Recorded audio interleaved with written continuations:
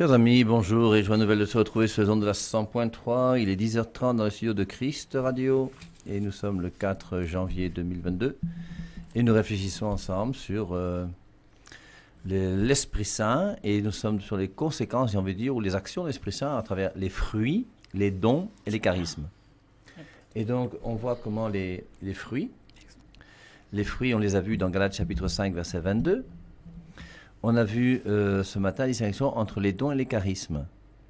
Les dons du Saint-Esprit, je vous rappelle, sont au nombre de 7. Sagesse, intelligence, science, conseil, crainte, force, piété. Ces 7 dons du Saint-Esprit, on les retrouve dans les Saintes Écritures, dans Isaïe chapitre 11 qu'on a lu ce matin.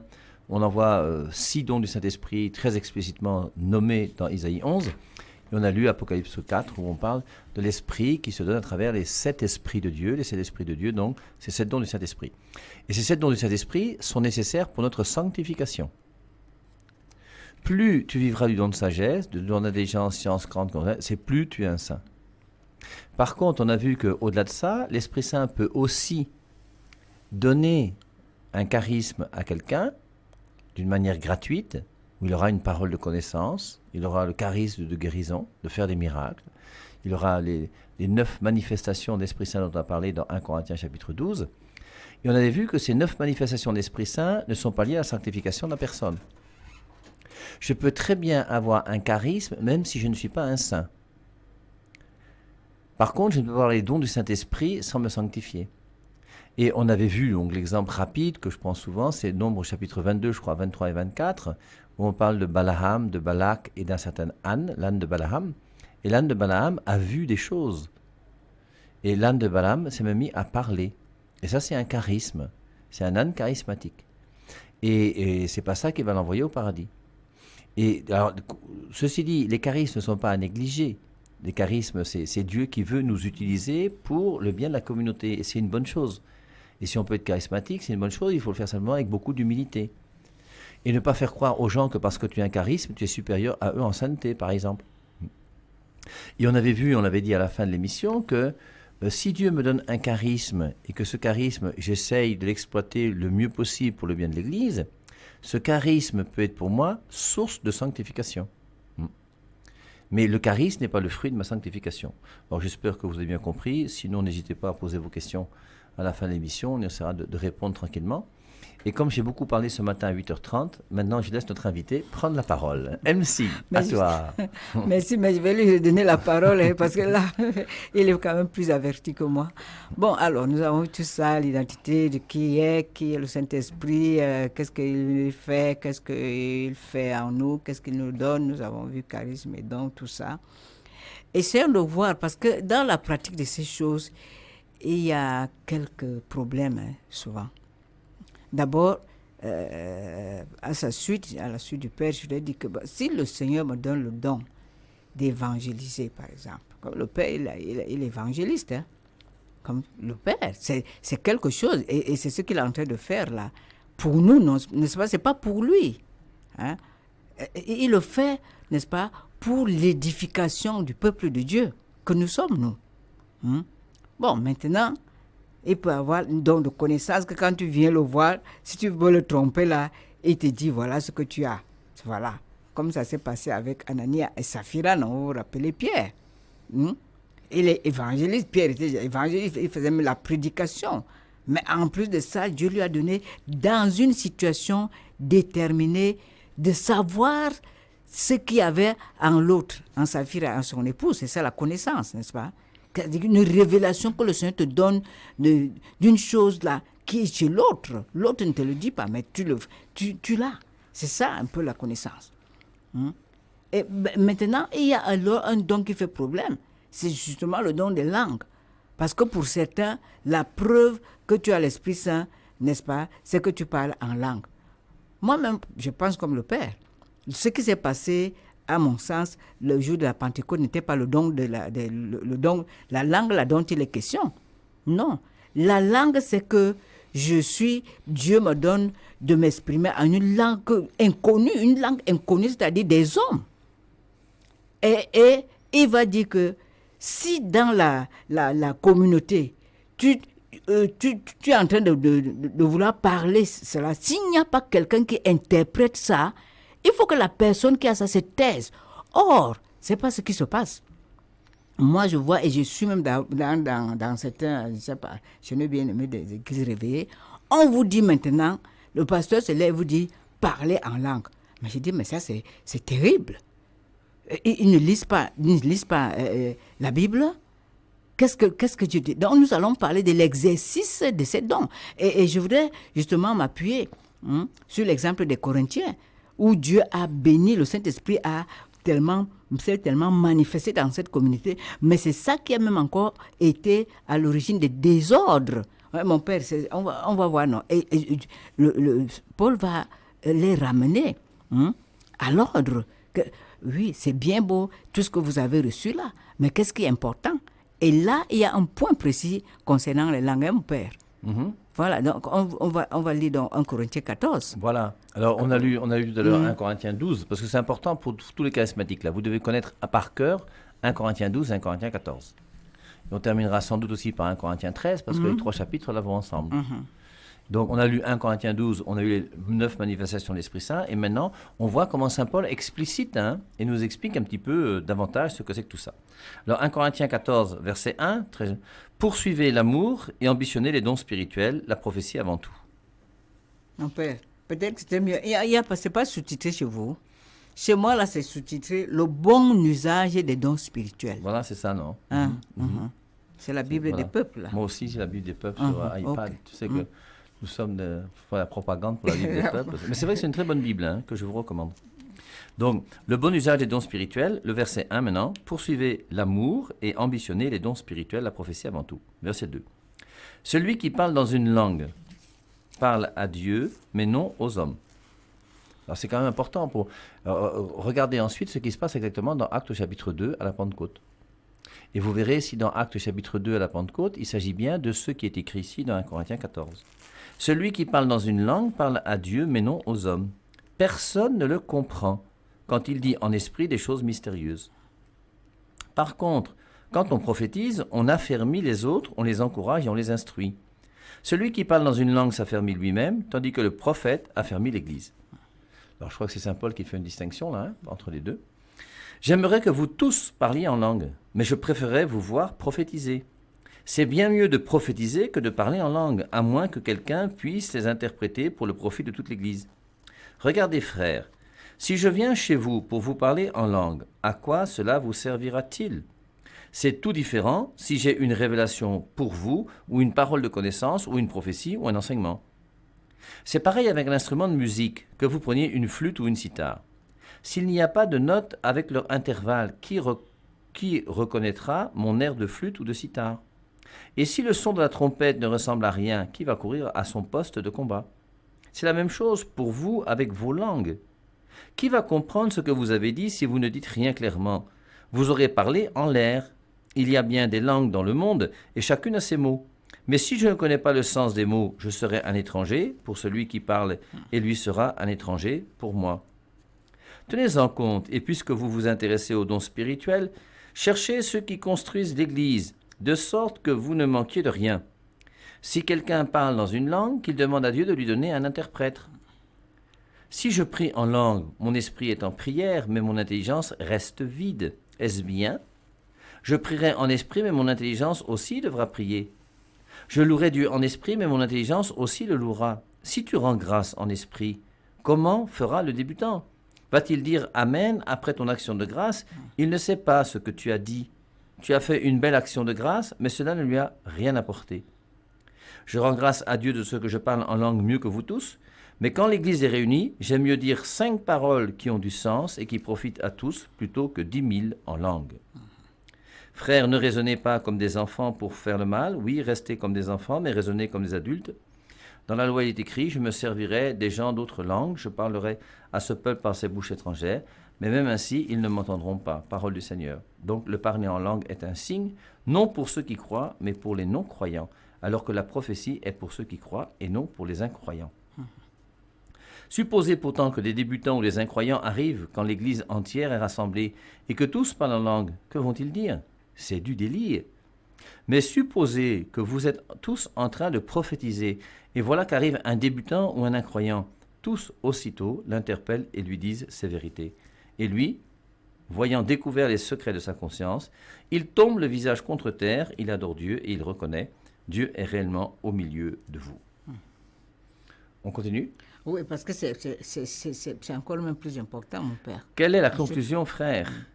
Toutes les fois que vous vous réunissez, chacun peut intervenir avec un psaume, un enseignement, une révélation, un parler en langue, une interprétation de ce qui est dit en langue.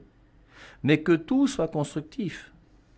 Qu'on parle en langue, soit, mais pas plus de 2 ou 3, et avec un temps limité, et qu'il y ait un interprète. Si personne n'est là pour interpréter, que ces gens se taisent dans l'assemblée et gardent leur parler en langue pour eux-mêmes et pour Dieu. Voilà. Je reprends le verset là, parce que c'est très joli. Hein. Ouais. Il faut que tous les gens qui sont le parler en langue plus, vous puissiez voir comment on peut comprendre ce verset. Alors je reprends versets 27 et 28. Qu'on parle en langue, soit, mais pas plus de 2 ou 3, et avec un temps limité, et qu'il y ait un interprète. C'est vrai qu'aujourd'hui, quand on voit ces assemblées plénières où tout le monde parle en langue, on se demande si c'est biblique. Hein? Si personne n'est là pour interpréter, que ces gens se taisent dans l'assemblée. C'est fort, comme surtout dans le langage à part de Paul. Que ces gens se taisent dans l'assemblée et gardent leur parler en langue pour eux-mêmes et pour Dieu. Voilà. Pour les prophètes, 2 ou 3 peuvent parler et les autres ensuite feront le discernement. Si l'un de ceux qui sont restés assis reçoit une révélation, le premier se taira. Vous pourriez tous prophétiser, mais l'un après l'autre, de sorte que tous apprennent et que tous soient motivés.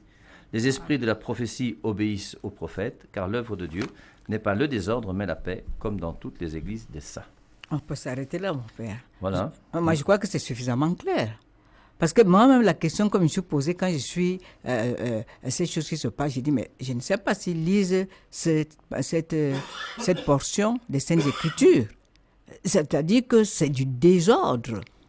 Qu'un pasteur puisse demander aux gens parler en langue. Mais non, c'est-à-dire que tu te mets à la place. Mais c'est le Saint-Esprit qui donne à l'autre de parler en langue à un certain moment donné.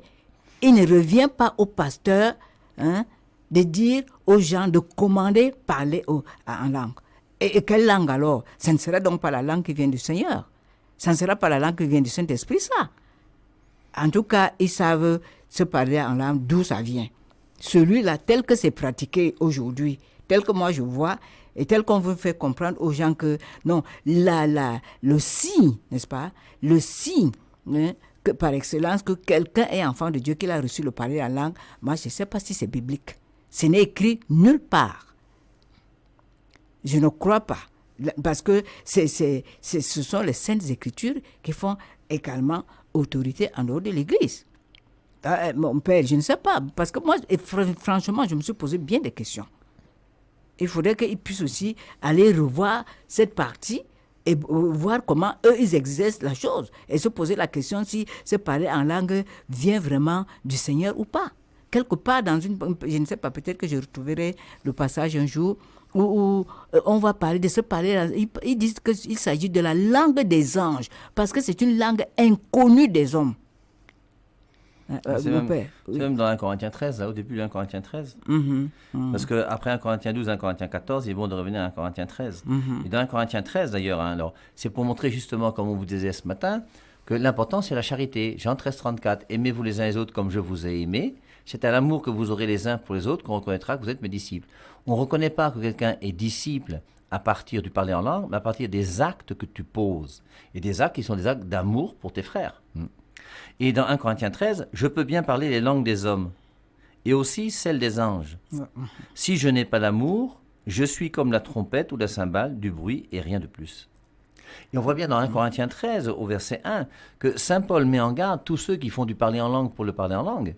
Il montre bien, je peux bien parler les langues des hommes et aussi celles des anges. Si je n'ai pas l'amour, je suis comme la trompette ou la cymbale, du bruit et rien de plus. Et je peux très bien parler en langue tout en n'étant pas de l'Esprit Saint. Voilà. Tout à fait.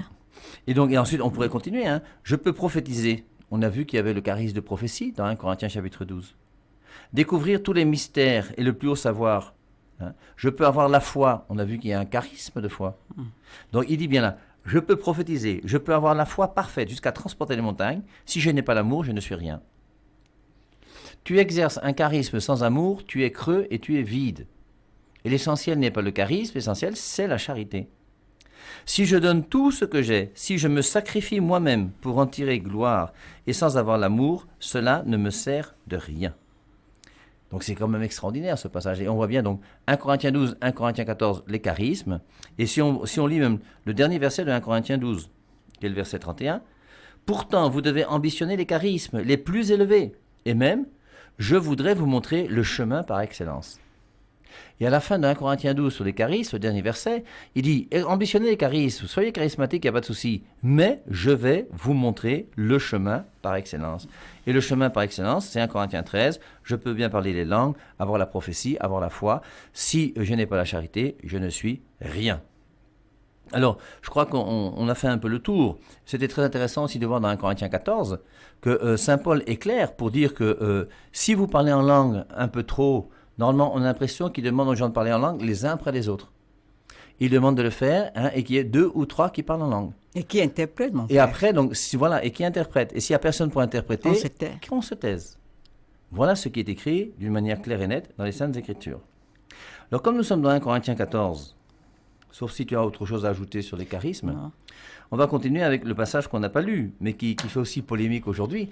1 Corinthiens chapitre 14, le verset 34, où je vous lis « Que les femmes se taisent dans les églises. » Et comme MC est là, on va voir comment elle va nous dire, comment elle va interpréter ça.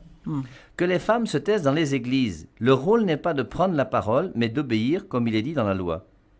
Si elles veulent en savoir davantage, elles demanderont à leur mari à la maison. Est-ce de chez vous que la parole de Dieu est venue, ou êtes-vous les seuls chez qui elle est arrivée? Ceux d'entre vous qui passent pour prophètes ou spirituels reconnaîtront que ce que je vous écris est un ordre du Seigneur, et si quelqu'un veut l'ignorer, lui aussi sera ignoré. Donc, frères, aspirez à la prophétie sans pour autant interdire qu'on parle en langue, mais que tout se fasse de façon digne et ordonnée. Et forcément, ce passage de 1 Corinthiens 14, verset 34 et suivant, alors on l'interprète souvent, c'est comment se fait-il qu'aujourd'hui, vous avez un pasteur qui prêche dans une église, sa femme devient pasteuse? Vous, les femmes pasteuses, vous nous fatiguez. Respectez les Saintes Écritures. Et vous, les pasteurs, qui mettez votre femme à prêcher dans votre église, mais commentez-moi le passage que je viens de vous lire. Je suis allé un jour en Côte d'Ivoire. C'était un groupe qui m'avait invité, je tairai le nom parce qu'il y a des Ivoiriens qui nous écoutent. Et le groupe qui m'avait invité, là, je suis venu, c'était pas trop mal passé, bon, quelques petites difficultés, mais c'est pas grave, ça fait partie de la vie, c'est normal. Alors, la première des choses qui m'a étonné d'abord, c'est que quand j'étais bien logé, c'était bien, c'était le monsieur chez qui j'étais logé, même je le remercie jusqu'à aujourd'hui, et quand je vais à Abidjan, si j'ai le temps, je vais le saluer parce qu'il était très très gentil cet homme. Et alors, on est venu me chercher le lendemain, alors, chauffeur, voiture, bien sûr, non, pour m'amener à l'endroit où il y avait la retraite, parce que la femme du pasteur prêchait sur la Vierge Marie. Et on m'a demandé de m'asseoir là pendant 1 heure pour écouter cette femme prêcher sur la Vierge Marie. Je suis resté tranquille, j'ai quand même trouvé ça bizarre. Et ensuite, donc, quand je suis monté dans la voiture pour me ramener, j'ai demandé au petit gars, je sais pas s'il a 24 ans, 25 ans, je lui ai dit, écoute, bon, le premier bar que tu vois, tu t'arrêtes, je vais prendre une bière d'abord. Il me dit, non. Je dis, bon, je répète, parce que j'ai peur que tu n'aies pas compris ce que je t'ai dit. Je t'ai dit que le prochain bar que tu vois là, tu t'arrêtes, je vais boire une bière. Il me dit, non, c'est pas possible.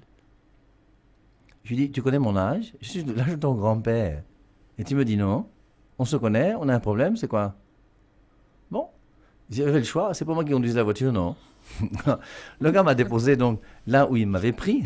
Et quand il m'a déposé, j'ai pris mon sac, je ne suis pas entré dans la maison là. Je suis allé dans le bar qui était juste à côté.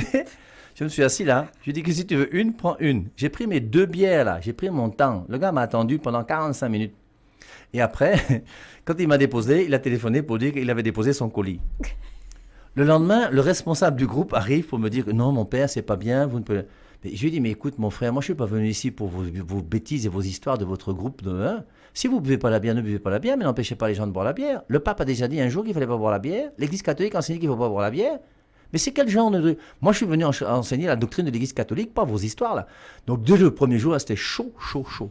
Mais ce qui m'avait le plus énervé, même si ce n'est pas l'histoire de bière, c'est comment un homme pareil peut faire venir un prêtre et commencer à le mettre assis devant son épouse pour qu'il écoute son épouse te parler de la Vierge Marie pendant 1 heure de temps. Mais on est dans quel monde là? C'est quoi ces histoires? Et alors ça c'était un groupe catholique, hein. Mais quand vous voyez aujourd'hui que vous avez même des pasteuses qui fondent des églises, vous avez aujourd'hui des évêques femmes qui sont des prédicateurs dans des temples. Mais on va où? Jusqu'à trouver un pays en Europe du Nord où vous avez une évêque qui est mariée avec une pasteuse. Non, vraiment, c'est au bout d'un moment quand même du désordre. Alors, moi je vous laisse juste une petite réflexion sur 1 Corinthiens chapitre 14, verset 34, que les femmes se taisent dans les églises. Alors, MC, elle prêche à la radio. Elle a le droit ou n'a pas le droit? Alors, on précise bien là que les femmes se taisent dans les églises. Or, l'église, c'est qui? C'est le Christ avec les 12 apôtres. Et c'est pour ça que vous ne verrez pas dans l'église catholique une femme curée. Vous ne verrez pas dans l'église catholique une femme prêcher à l'église. Mais par contre, une femme peut très bien prêcher dans un groupe charismatique. Ça ne dérange pas. Ce n'est plus l'église officielle, c'est un groupe dans lequel et la femme a le droit de parler de Dieu. Et au contraire, elle doit parler de Dieu. Et il faut que la mère de famille puisse dire à son enfant, il y a quelqu'un, tu ne le vois pas, mais il s'appelle Jésus, il existe, et tu vas prier avec ton enfant, et tu vas apprendre à ton enfant qui est Jésus. Et la femme a le devoir d'être chrétienne, et de transmettre la parole de Dieu comme tout le monde, mais elle ne peut pas, pour moi, officiellement dans l'Église, avoir une charge de prédication officielle dans l'Église. On a à Medjugorje, un lieu où la Vierge Marie est apparue en Bosnie-Herzégovine, qui n'est pas vraiment reconnue par l'Église jusqu'à aujourd'hui, il y a quelques petites ambiguïtés. Mais il y a une sœur là-bas qui est très connue, qu'on appelle la sœur Emmanuelle, et qui fait des prédications sur YouTube régulièrement, qui a un site qui est bien fourni. Et la femme a le droit. Vous avez aujourd'hui des femmes qui sont docteurs en théologie. Un jour, un évêque disait aux séminaristes qu'il avait ordonné prêtre, sachez que là où vous allez prêcher dans vos églises, vous avez des femmes qui sont plus fortes que vous en théologie. Et forcément, elle a le droit d'exercer son doctorat de théologie, elle a le droit de donner des conseils, et un groupe peut très bien l'inviter pour lui dire « Ma sœur vient nous parler un peu de telle chose que tu connais mieux que nous ». On a un exemple très clair, KTO. Il y a une femme qui s'appelle Anne-Marie Tabu, je crois que c'est son nom, non? Qui fait la prédication des textes de la liturgie de chaque dimanche, et elle passe officiellement à KTO dans le monde entier.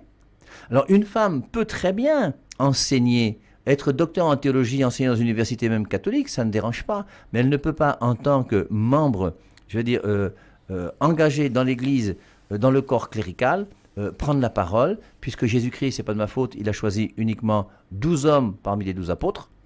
S'il avait voulu, il aurait pu mettre sa femme, il aurait pu mettre Marie-Madeleine, il aurait pu mettre qui il voulait, parce que Jésus-Christ, c'est un révolutionnaire, et ça ne l'aurait pas dérangé de bousculer tout ce qu'il faut bousculer au nom de la révélation qu'il devait nous donner, mais il ne l'a pas fait. En plus, rappelez-vous que lorsque Jésus-Christ s'est fait chair, il avait le choix entre devenir homme ou femme. C'est pas de ma faute, mais il n'a pas choisi d'être femme. Il a choisi d'être homme. Moi, j'y peux rien. J'y peux rien, moi. MC, c'est comment? Tu veux déjà intervenir? Je partage entièrement ce que vous avez dit. Mais je voulais quand même aussi ajouter une chose. Là, c'est la prédication. C'est limité aux hommes. Je suis d'avis. Mais il y a également le volet évangélisation qui concerne tout le monde. Et je dis que là, la femme comme l'homme, tous nous sommes concernés. On ne veut pas dire que la prédication, c'est limité aux hommes. Mais nous autres aussi, nous pouvons évangéliser. Nous devons même évangéliser.